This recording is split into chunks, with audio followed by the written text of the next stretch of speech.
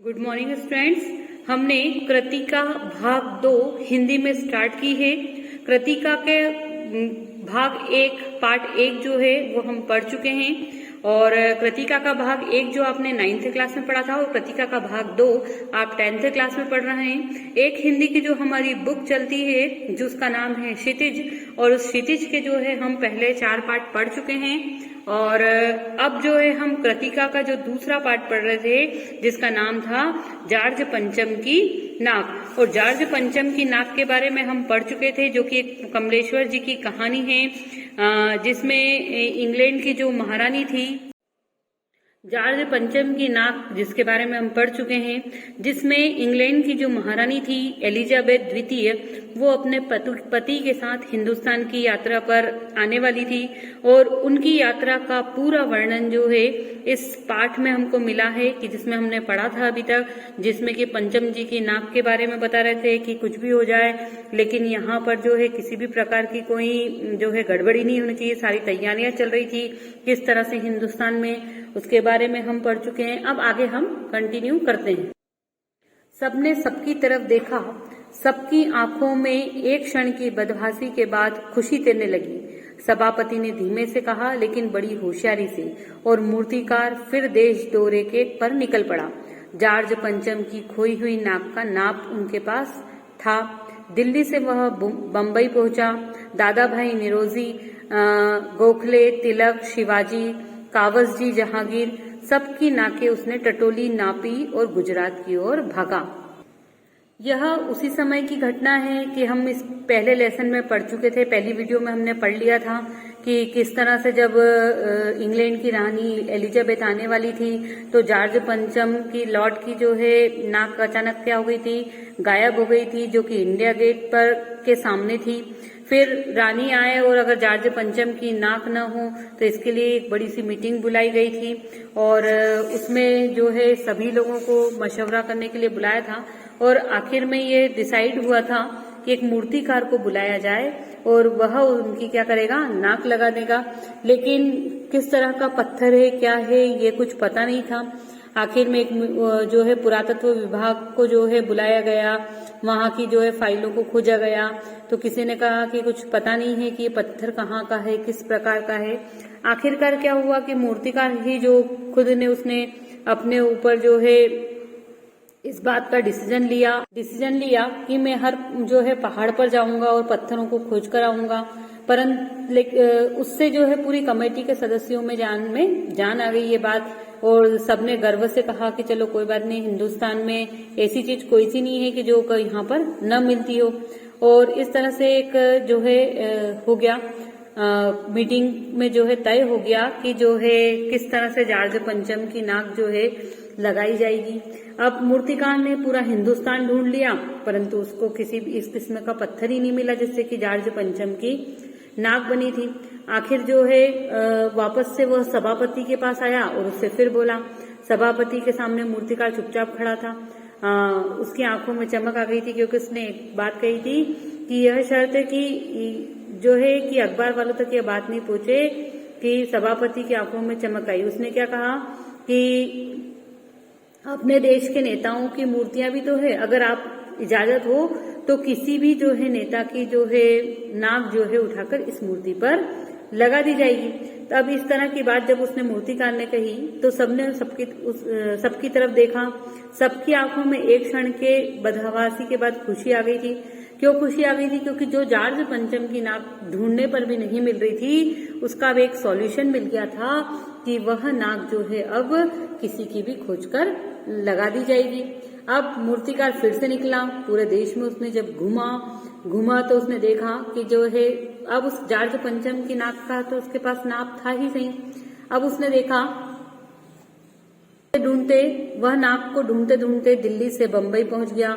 वहां पर उसने दादा भाई नौरोजी, गोखले, तिलक, शिवाजी, इन सब की नाक को जो है उसने देखा, जो जो इनकी मूर्तियों पर नाक लगी हुई थी और सबका नाप भी लिया। अब फिर भी वो वहां पर नाक नहीं मिली, जार्ज पंचम की नाक। अब क्या था, अब तो वो गुजरात की तरफ भागा। वहां पर उसने गांधी जी, सरदार पटेल, विट्ठल भाई, महादेव देसाई की मूर्तियों को भी परखा। अब लेकिन इन सबको देखने के बावजूद भी उसको जो है गुजरात में भी जो है नाक समझ में नहीं आई। क्यों? क्योंकि ना तो गांधी जी की नाक वहां पर जार्ज पंचम की नाक पर बैठ रही थी, ना सरदार पटेल, ना विट्ठल भाई और ना ही महादेव दी देसाई की। इन सबको जो है देखा, फिर भी मूर्तियों पर कोई जो है वही नहीं हो रहा था, नाक सीधी बैठ ही नहीं रही थी। अब गुजरात भी घूम लिए, दिल्ली से बंबई भी घूम लिए, परंतु मूर्तिकार को नाक तो मिल ही नहीं रही थी। अब बंगाल की ओर चला। बंगाल जब गए तो चूंकि मालूम है बंगाल जो है रविंद्रनाथ टैगोर जी का जन्म स्थल है, तो गुरु रविंद्रनाथ टैगोर, सुभाष चंद्र बोस, राजा राम मोहन राय, इन सबको भी उसने देखा, इनकी मूर्तियों को देखा, सबका नाप लिया, लेकिन यहाँ भी बात नहीं बनी। अब क्या करता बेचारा? बिहार की तरफ चला। बिहार होता तो उत्तर प्रदेश की ओर आया। चंद्रशेखर आजाद, बिस्मिल, मोतीलाल नेहरू, मदन मोहन मालवीय की लाटों के पास आ गया। घबराहट में मद्रास भी पहुंचा और सत्यमूर्ति को भी देखा और मैसूर, केरल आदि सभी प्रदेशों का दौरा करते हुए पंजाब पहुंचा। लाला लाजपत राय और भगत सिंह की लाटों से भी सामना हुआ। आखिर दिल्ली पहुंचा और उसने अपनी मुश्किल बयान की। पूरे हिंदुस्तान की परिक्रमा कराया, सब मूर्तियां दिखाया, सबकी नाकों का नाप लिया, परंतु जार्ज पंचम की नाक से सब बड़ी निकली। अब इसमें क्या है कि अब बेचारा मूर्तिकार जो ढूंढ रहा था, पहले दिल्ली से बंबई गया, बंबई से फिर गुजरात गया, गुजरात में भी उसने सरदार पटेल, विट्ठल पटेल, महादेव देसाई की मूर्तियों को देखा।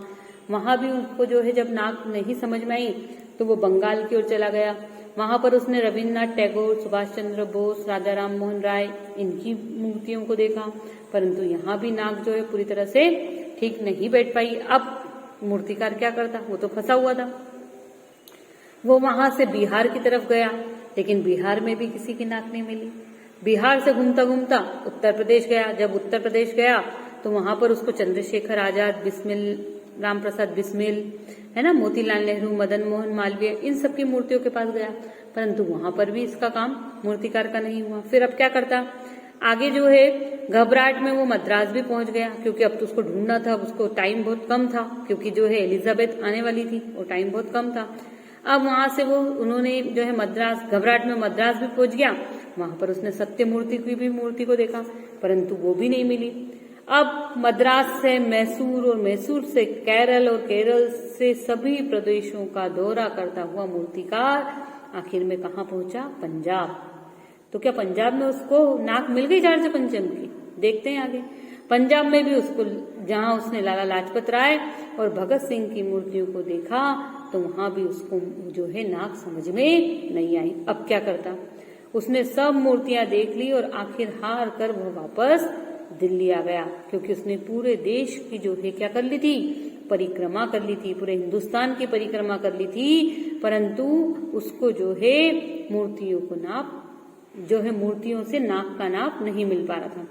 सबकी नाकों का नाप लिया, पर जार्ज पंचम की इस नाक से सब बड़ी ही निकली। जार्ज पंचम की नाक के बराबर कोई भी नाक उसको मिली ही नहीं। अब सुनकर सब हताश हो गए और झुंझलाने लगे। मूर्तिकार ने डंडास बंधाते हुए आगे कहा, सुना है कि बिहार सेक्रेटेरिएट के सामने सन 42 में शहीद होने वाले बच्चों की मूर्तियां स्थापित हैं। शायद बच्चों की नाक ही फिट बैठ जाए। यह सोचकर वहां भी पहुंचा, पर उन बच्चों की नाकें भी इससे कई बड़ी बैठती थी। अब बताइए मैं क्या करूं?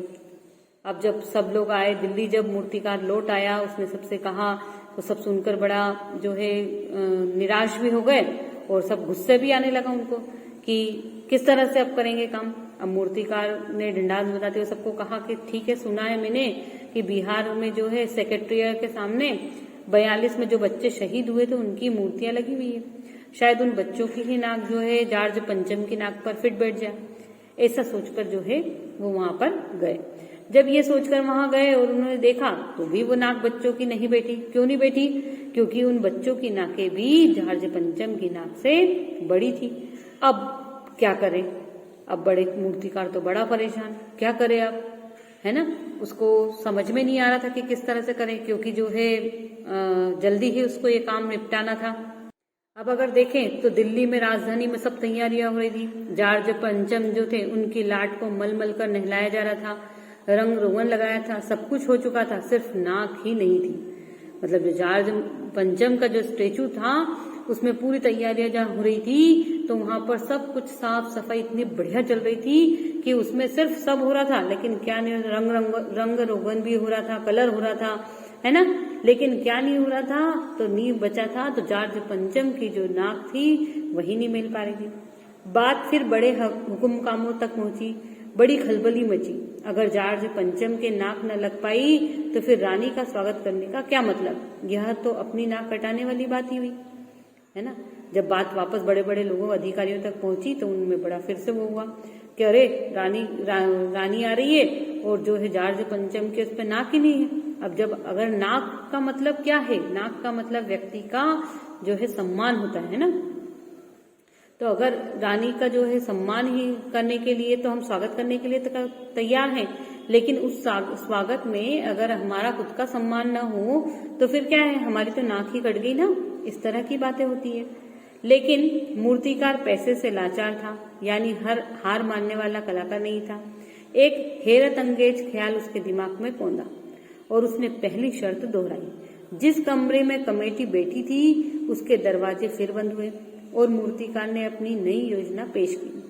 चूंकि नाक लगाना एकदम जरूरी है, इसलिए मेरी राय है कि 40 करोड़ में से कोई एक जिंदा नाक काटकर लगा दी जाए। बात के साथ ही सन्नाटा छा गया। कुछ मिनटों की खामोशी के बाद ही सभापति ने सबकी तरफ देखा। सबको परेशान देखकर मूर्तिकार कुछ अचकचाया और धीरे से बोला, आप लोग क्यों घबराते हो? यह काम मेरे ऊपर छोड़ दीजिए। नाक चुनना मेरा काम है, आपकी सिर्फ इजाजत चाहिए। कानाफूसी हुई और मूर्तिकार को इजाजत दे दी गई। अब देखिए क्या हुआ कि जिस तरह से अब जॉर्ज पंचम ने की जो है नाक तो मिली नहीं, बच्चों की नाक भी ढूंढ ली गई, सारे नेताओं की नाक भी ढूंढ ली गई, परंतु जॉर्ज पंचम की नाक ही पूरी तरह से फिट नहीं बैठ रही थी। अब मूर्तिकार बेचारा लाचार हो गया था, क्योंकि जो है रानी जो है आने वाली थी, परंतु अभी तक उसकी सब तैयारियां चल रही थी रानी के स्वागत की, परंतु जॉर्ज पंचम की नाक ही नहीं मिल रही थी। अब मूर्तिकार बेचारा लाचार था, उसको तो पैसे कमाने से मतलब था, मजबूर हो गया था वो। अब और वो ऐसा कलाकार था कि वो हार मानने वाला भी नहीं था। अब उसके दिमाग में फिर एक आइडिया आया। अब क्या आइडिया आया? उसने फिर से सभी, जिस कमरे में कमेटी बनी थी जिसमें सब लोग बैठे थे, वहीं पर फिर से सबको बिठाया गया, है ना। सब फिर से कमेटी बनी, है ना, और कमेटी बैठी तो फिर से दरवाजे बंद करे और मूर्तिकार ने फिर एक अपनी योजना पेश की। क्या पेश की कि अब जॉर्ज पंचम की नाक लगाना तो जरूरी है, परंतु अब वो नाक लगे कैसे? इसलिए मेरी राय है कि जो 40 करोड़ हमारे देश की जनता है उसमें से ही किसी एक की नाक काट कर जो है क्या कर दी जाए, लगा दी जाए। अरे भैया, ये तो बड़ी बात हो गई।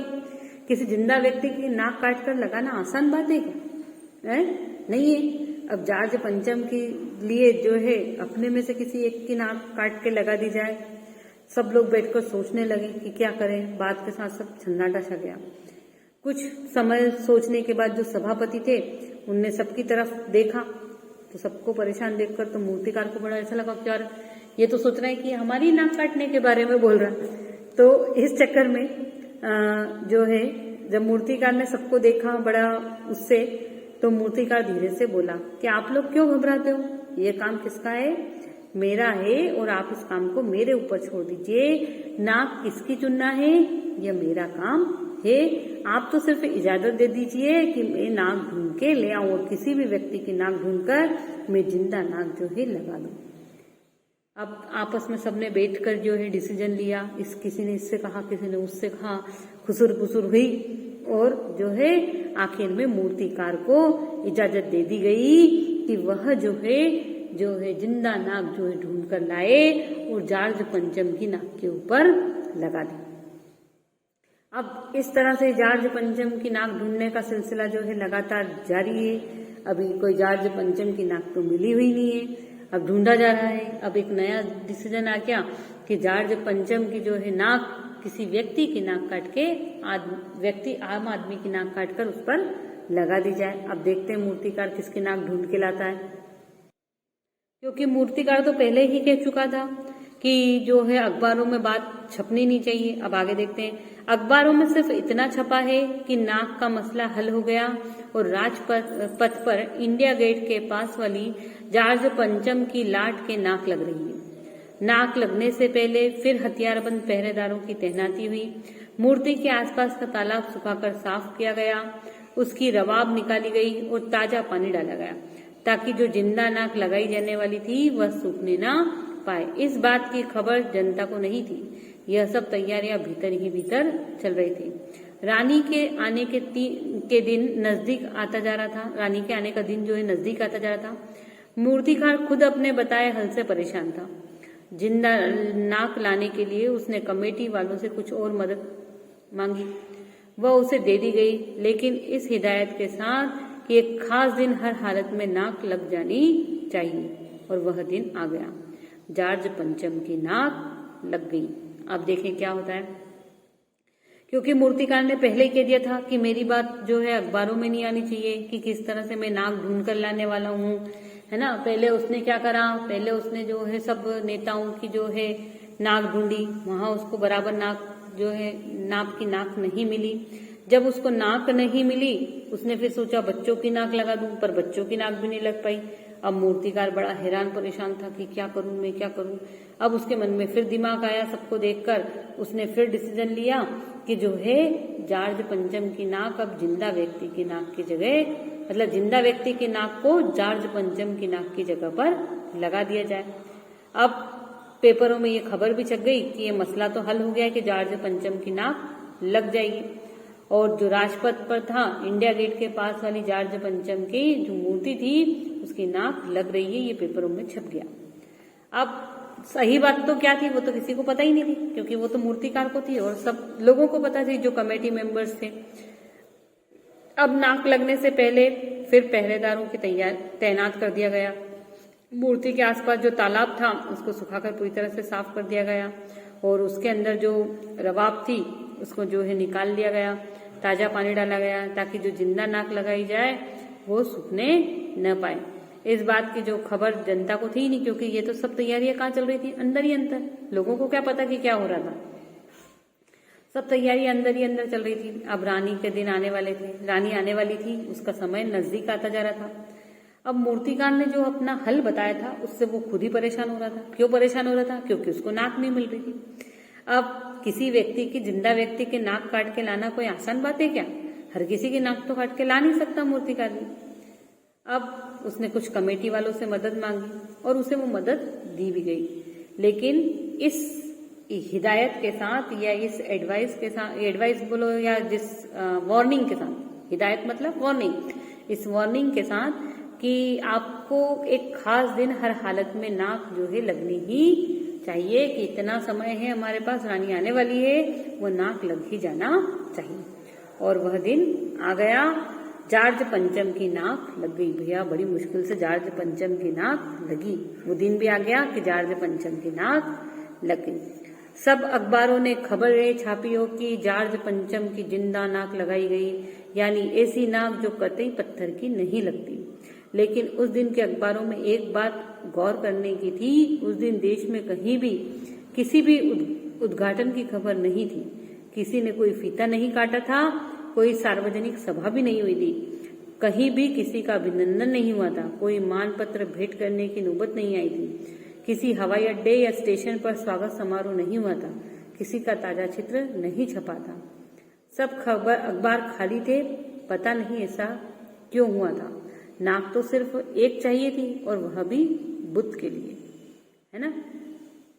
अब देखिए कि यहाँ पर क्या हुआ, किस तरह से क्या हुआ। जॉर्ज पंचम की नाक लगनी थी, भैया दिन आ गया, डिसाइड किया था उस दिन पे जॉर्ज पंचम की नाक भी लग गई। अब जब नाक लग गई तो भैया वो नाक कैसे लगी? अखबारों में खबरें छपी कि जॉर्ज पंचम को जो है जिंदा व्यक्ति की नाक लगाई गई है। अब नाक लगा दी हुई है, कैसे? तो ये पत्थर की कतई नहीं है वो नाक। लेकिन एक बात यह थी कि उस दिन अखबार में किसी ने और कोई सी भी बात नहीं, वो कोई सी भी खबर नहीं मिली। अब किस तरह से? उस दिन देश में किसी भी उद्घाटन ही नहीं हुआ, क्योंकि नाक की बात थी, भैया जॉर्ज पंचम की नाक लगी है, तो किसी भी देश में उस दिन देश में कहीं भी किसी उद्घाटन की खबर ही नहीं थी। नहीं किसी ने किसी चीज का उद्घाटन किया, नहीं उद्घाटन करने के लिए जो फीता काटा जाता है वो काटा, न ही कोई सार्वजनिक सभा हुई, ठीक है, और न ही किसी का अभिनंदन हुआ, और न ही किसी को कोई भेंट जो है मानपत्र भेंट किया, कोई सम्मान दिया गया। किसी हवाई अड्डे या स्टेशन पर कोई स्वागत समारोह भी नहीं हुआ, किसी का ताजा चित्र भी नहीं छपा था। सारे के सारे अखबार जो है खाली पड़े थे। अब ऐसा क्यों हुआ? पता नहीं ऐसा क्यों हुआ, क्योंकि नाक तो सिर्फ एक थी जॉर्ज पंचम की, और वह भी उनके किसके लिए थी? बुद्ध के लिए थी। तो ऐसी जॉर्ज पंचम की कहानी हमने जॉर्ज पंचम की नाक नामक जो है पाठ में पढ़ी है। इस पाठ में जो है जॉर्ज पंचम की नाक के बारे में हमने पढ़ा कि जॉर्ज पंचम की नाक किस तरह से लगी, किस तरह से एक जो है मूर्ति के लिए मूर्तिकार परेशान होता गया, और उस नाक का तात्पर्य क्या है। तो नाक का तात्पर्य यहाँ पर यह है कि हमें अपने स्वाभिमान को हमेशा बचाकर रखना चाहिए।